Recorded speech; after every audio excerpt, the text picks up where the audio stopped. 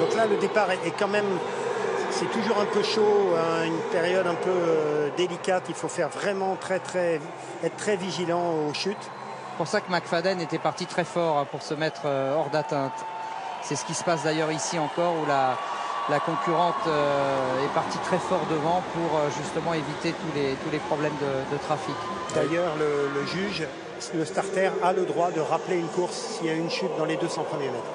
Ouais, une différence majeure aussi avec le demi-fond valide, c'est qu'on peut voir des athlètes contrôlés dans les séries en se mettant derrière. C'est beaucoup plus risqué de le faire en se mettant complètement derrière. C'est beaucoup plus risqué de le faire en fauteuil parce que pour doubler, il y a la largeur du fauteuil et la longueur du fauteuil. Attention parce que la Manuela Scher n'a pas fait du tout ce que fait Tatiana McFadden, c'est-à-dire qu'elle continue. Elle, hein. La Suissesse a pris un départ canon et elle essaye de conserver son avantage. C'est très risqué évidemment puisqu'elle a le peloton qui est lancé à ses trousses. Ouais, le peloton qui est relancé d'ailleurs par, ça doit être non, c'est pas McCrory peut-être. McCrory ou McClammer. Ouais, l'une des deux américaines qui essaye de relancer derrière et qui va revenir progressivement sur Manuela Scher, qui a peut-être fait le mauvais choix là dans ce 1500 mètres. Elle ne s'est pas relevée comme McFadden, elle a essayé d'insister, c'est pas le bon choix. J'ai eu l'impression qu'elle contrôlait un peu, elle regardait un peu derrière. Je pense que là, elle prenne la place voilà, derrière la troisième place. Là. Se mettre dans la file là si elle peut. Ouais, elle s'est retournée, Manuela Scher, voilà. Elle va prendre la troisième place puisqu'il y a de l'espace effectivement. Finalement, c'est pas si mal. Il reste 2 tours à parcourir. Et elle a lancé la course sur de bonnes bases. C'est quand même de bon augure pour toutes ces jeunes filles. Oui, pour les repêchages au temps, effectivement, puisqu'en plus des 3 premières places sur l'ensemble des 2 demi, on va repêcher les 4 meilleurs temps. D'ailleurs, on voit que les 3 athlètes se relaient devant.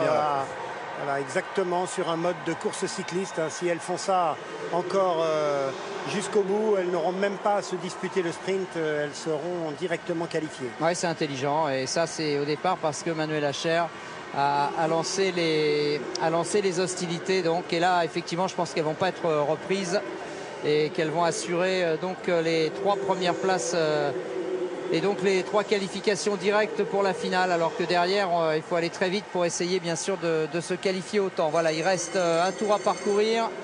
On voit bien là que les athlètes s'appliquent à mettre la roue arrière la roue avant de leur fauteuil bien entre les 2 roues arrière. C'est les 2 américaines, hein, McClammer et McCrory. Hein. De celui qui précède, de celle qui précède, afin de bénéficier d'un maximum d'effets. C'est parti derrière aussi. Hein. Alors ça ne reviendra pas, mais là ça s'est emballé derrière. Je crois que c'est la concurrente chinoise qui est sortie du peloton. Ouais, mais Jing Ma. Mais là c'est la balade devant, hein, c'est vraiment tranquille et il y en a une qui a envie de montrer aux autres ce qu'elle vaut au sprint. Ouais, Manuela Scher va pas insister, je pense de toute façon elle va assurer la 3e place qui lui permet de rentrer directement en finale. Les 2 américaines terminant devant McCrory et McClammer. Qui vont jusqu'au bout d'ailleurs, elles font pas de cadeaux. À l'américaine. Elles vont terminer quasiment synchrone. 3e place pour Manuela Scher. Et puis ensuite, eh bien, on va regarder, il faut regarder sur les qualifications au temps. Mais bon, ça veut dire qu'on aura une super finale. Ça veut dire qu'on aura 3 américaines très compétitives et une encore plus compétitive que les des autres, qui sera Tatiana McFadden.